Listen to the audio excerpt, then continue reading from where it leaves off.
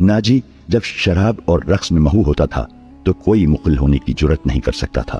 صرف دربان کو معلوم تھا کہ وہ کون سا ضروری کام ہے جس کی خاطر ناجی عیش و طرب کی محفل سے اٹھا کرتا ہے، ورنہ وہ اندر آنے کی جرت نہ کرتا۔ اس کی بات سنتے ہی ناجی باہر نکل گیا اور دربان اسے دوسرے کمرے میں لے گیا۔ وہاں سوڈانی لباس میں ملبوس ایک ادھیڑ عمر آدمی بیٹھا تھا۔ اس کے ساتھ ایک جوان لڑکی تھی۔ ناجی کو دیکھ کر وہ اٹھی۔ ناجی اس کے چہرے اور خط کاٹ کی دلکشی دیکھ کر ٹھٹک گیا۔ وہ عورتوں کا شکاری تھا۔ اسے عورتیں صرف اپنی عیاشی کے لیے درکار نہیں ہوتی تھیں، ان سے وہ اور بھی کئی کام لیا کرتا تھا، جن میں ایک یہ تھا کہ وہ نہایت خوبصورت اور عیار لڑکیوں کے ذریعے بڑے بڑے افسروں کو اپنی مٹھی میں رکھتا تھا، اور ایک کام یہ بھی تھا کہ وہ انہیں امیروں وزیروں کو بلیک میل کرنے کے لیے استعمال کرتا تھا، اور ان سے وہ جاسوسی بھی کراتا تھا۔ جس طرح قصاب جانور کو دیکھ کر بتا دیتا ہے کہ اس کا گوشت کیسا ہے، اسی طرح ناجی لڑکی کو دیکھ کر اندازہ کر لیا کرتا تھا کہ وہ کس کام کے لیے موزوں ہے۔ لڑکیوں کے بیوپاری اور بردہ فروش اکثر ناجی کے پاس مال لاتے رہتے تھے۔ یہ آدمی بھی ایسے ہی بیوپاریوں میں سے لگتا تھا۔ لڑکی کے متعلق اس نے بتایا کہ تجربے کار ہے، ناچ بھی سکتی ہے، اور پتھر کو زبان کے میٹھے زہر سے پانی میں تبدیل کر سکتی ہے۔ ناجی نے اس کا تفصیلی انٹرویو لیا۔ وہ اس فن کا ماہر تھا۔ اس کے مطابق اس نے لڑکی کا امتحان لیا اور اس نے یہ رائے قائم کی کہ جس کام کے لیے وہ ایک اور لڑکی کو تیار کر رہا تھا، اس کے لیے یہ لڑکی تھوڑی سی ٹریننگ کے بعد موزوں ہو سکتی ہے۔ سودا طے ہو گیا۔ بیوپاری قیمت وصول کر کے چلا گیا۔ ناجی لڑکی کو اس کمرے میں لے گیا جہاں اس کے دو ساتھی رقص اور شراب سے دل بہلا رہے تھے۔ اس نے لڑکی کو ناچنے کے لیے کہا۔ لڑکی نے جب چوغا اتار کر جسم کو دو ہی بل دیے تو ناجی اور اس کے ساتھی تڑپ اٹھے۔ پہلی دونوں ناچنے والیوں کے رنگ پیلے پڑ گئے۔ اس نئی لڑکی کے سامنے ان کی قدر و قیمت کم ہو گئی تھی۔ ناجی نے اسی وقت محفل برخاست کر دی اور اس لڑکی کو اپنے پاس بٹھا کر سب کو باہر نکال دیا۔ لڑکی سے نام پوچھا تو اس نے زکوئی بتایا۔ ناجی نے اسے کہا، زکوئی، تمہیں یہاں لانے والے نے بتایا تھا کہ تم پتھر کو پانی میں تبدیل کر سکتی ہو۔ میں تمہارا یہ کمال دیکھنا چاہتا ہوں۔ وہ پتھر کون ہے؟ زکوئی نے پوچھا۔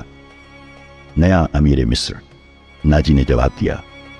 وہ سالار اعظم بھی ہے۔ صلاح الدین ایوبی؟ زکوئی نے پوچھا۔ ہاں، صلاح الدین ایوبی، ناجی نے کہا۔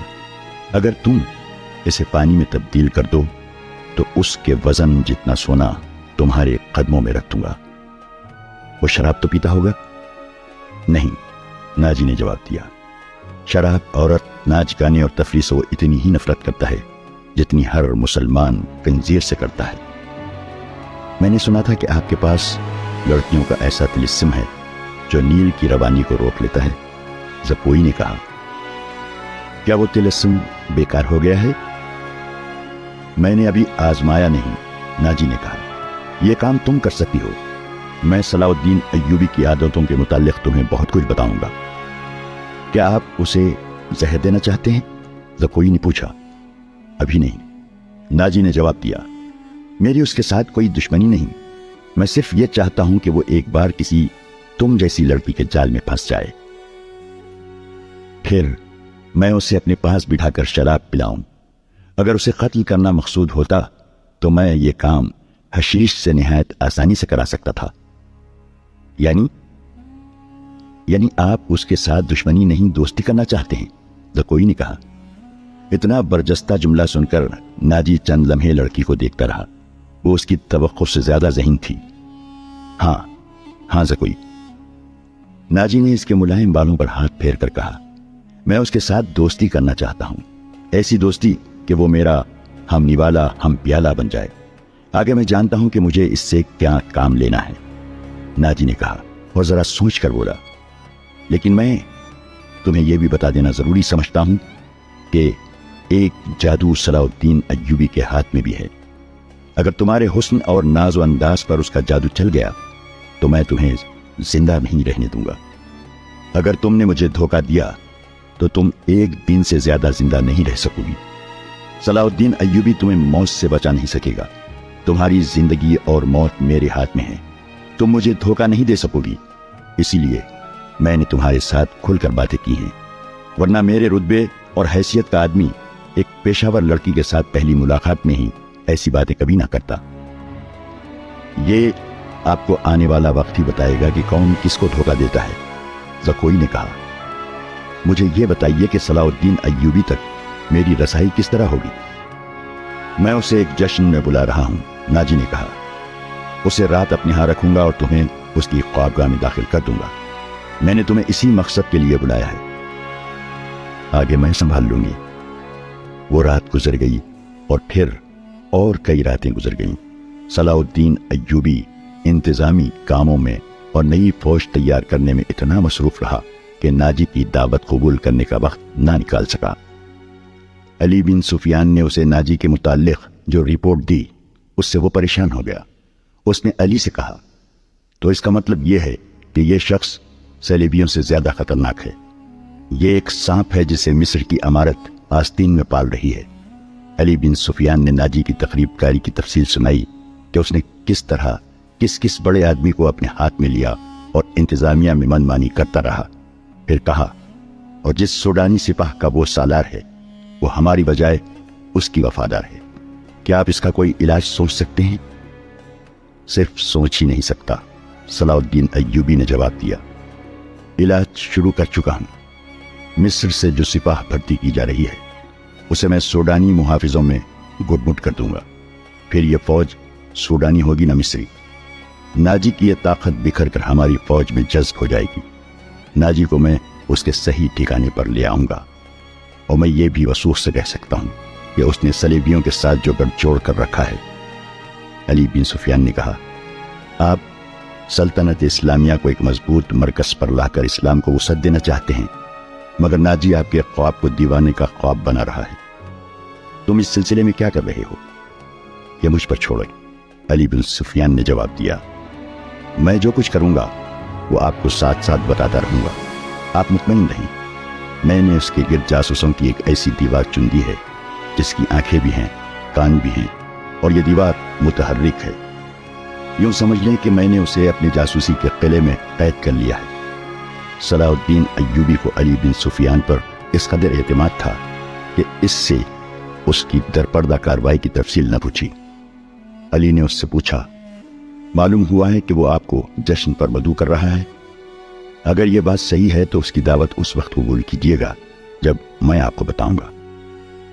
ایوبی اٹھا اور ہاتھ پیٹھ پیچھے رکھ کر ٹہلنے لگا۔ اس کی آہ نکل گئی، وہ رک گیا اور بولا، بن سفیان، زندگی اور موت اللہ کے ہاتھ میں ہے۔ بے مقصد زندگی سے کیا یہ بہتر نہیں کہ انسان پیدا ہوتے ہی مر جائے؟ کبھی کبھی یہ سوچ دماغ میں آ جاتی ہے کہ وہ لوگ شاید خوش نصیب ہیں جن کی قومی حص مردہ ہوتی ہے اور جن کا کوئی کردار نہیں ہوتا، بڑے مزے سے جیتے اور اپنی آئی پر مر جاتے۔ وہ بد نصیب ہیں امیر محترم، علی نے کہا۔ ہاں بن سفیان، صلاح الدین ایوبی نے کہا، میں جب انہیں خوش نصیب کہتا ہوں تو یہی بات معلوم نہیں کون میرے کان میں کہہ دیتا ہے جو تم نے کہی ہے۔ مگر سوچتا ہوں کہ ہم نے تاریخ کا دھارا اس موڑ پر نہ بدلا تو ملت اسلامیہ بکھر کر وادیوں، جنگلوں اور صحراؤں میں کھو جائے گی۔ ملت کی خلافت 3 حصوں میں بٹ گئی ہے، امیر منمانی کر رہے ہیں اور صلیبیوں کے اعلی کار بنتے جا رہے ہیں۔ مجھے یہ ڈر بھی محسوس ہونے لگا ہے کہ مسلمان اگر زندہ رہے تو وہ ہمیشہ صلیبیوں کے غلام اور اعلی کار رہیں گے۔ وہ اسی پہ خوش رہیں گے کہ زندہ ہیں مگر قوم کی حیثیت سے وہ مردہ ہوں گے۔ ذرا نقشہ دیکھو علی، آدھی صدی میں دیکھو ہماری سلطنت کا نقشہ کتنا سکڑ گیا ہے۔ وہ خاموش ہو گیا، سر جھکا کر ٹہلنے لگا، پھر رک گیا اور سر کو جھٹک کر علی بن سفیان کو دیکھا۔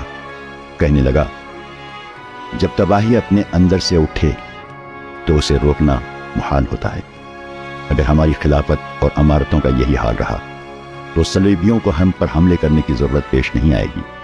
وہ آگ جس میں ہم اپنا ایمان، اپنا کردار اور اپنی قومیت جلا رہے ہیں، اس میں صلیبی آہستہ آہستہ تیل ڈالتے رہیں گے۔ ان کی سازشیں ہمیں آپس میں لڑاتی رہیں گی۔ میں شاید اپنا عزم پورا نہ کر سکوں، میں شاید صلیبیوں سے شکست دکھا جاؤں، لیکن میں قوم کے نام ایک وصیت چھوڑنا چاہتا ہوں۔ وہ یہ ہے کہ کسی غیر مسلم پر کبھی بھروسہ نہ کرنا۔ ان کے خلاف لڑنا ہے تو لڑ کر مر جانا، کسی غیر مسلم کے ساتھ کبھی سمجھوتا اور کوئی معاہدہ نہ کرنا۔ آپ کا لہجہ بتا رہا ہے جیسے آپ اپنے عزم سے مایوس ہو گئے ہیں، علی بن سفیان نے کہا۔ مایوس نہیں، صلاح الدین ایوبی نے کہا، جذباتی۔ علی، میرا ایک حکم متعلقہ شعبے تک پہنچا دو، بھرتی تیز کر دو، اور کوشش کرو کہ فوج کے لیے زیادہ سے زیادہ ایسے آدمی رکھو جو جنگ کا تجربہ حاصل کر چکے ہوں۔ ہمارے پاس اتنی لمبی تربیت کا وقت نہیں ہے۔ بھرتی ہونے والوں کا مسلمان ہونا لازمی قرار دے دو، اور تم اپنے لیے ذہن نشین کر لو کہ ایسے جاسوسوں کا ایک دستہ تیار کرو جو دشمن کے علاقے میں جا کر جاسوسی بھی کریں اور شب کو بھی ماریں۔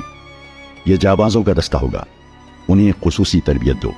ان میں یہ صفات پیدا کرو کہ اونٹ کی طرح زیادہ سے زیادہ عرصے پیاس برداشت کر سکے، ان کی نظریں عقاب کی طرح تیز ہوں، ان میں صحرائی لومڑی کی مکاری ہو، اور وہ دشمن پر چیتے کی طرح جھپٹنے کی مہارت، دلیری اور طاقت کے مالک ہوں۔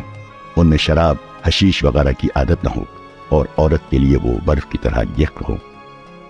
بھرتی تیز کرا دو بن سفیان، اور یاد رکھو میں ہجوم کا قائل نہیں، مجھے لڑنے والوں کی ضرورت ہے، خواہ تعداد تھوڑی ہو، ان میں قومی جذبہ ہو اور وہ میرے عزم کو سمجھتے ہوں، کسی کے دل میں یہ شبہ نہ ہو کہ اسے کیوں لڑایا جا رہا ہے۔ اگلے 10 دنوں میں ہزارہ تربیت یافتہ سپاہی امارت مصر کی فوج میں آ گئے۔ ان 10 دنوں میں ناجی نے زکوئی کو ٹریننگ دے دی کہ وہ صلاح الدین ایوبی کو کون کون سے طریقے سے اپنے حسن کے جال میں پھانس کر اس کی شخصیت اور اس کے کردار کو کمزور کر سکتی ہے۔ ناجی کے ہمراز دوستوں نے زکوئی کو دیکھا تو انہوں نے بلا خوف تردید کہا کہ اس لڑکی کو مصر کے فرعون دیکھ لیتے تو خدائی کے دعوے سے دستبردار ہو جاتے۔ ناجی کا جاسوسی کا اپنا نظام تھا، بہت تیز اور دلیر۔ وہ معلوم کر چکا تھا کہ علی بن سفیان صلاح الدین ایوبی کا خصوصی مشیر ہے، اور عرب کا معنی ہوا سراغ رساں۔ اس نے علی کے پیچھے اپنے جاسوس چھوڑ دیے تھے، اور اس نے علی کو قتل کرا دینے کا منصوبہ بھی بنا لیا تھا۔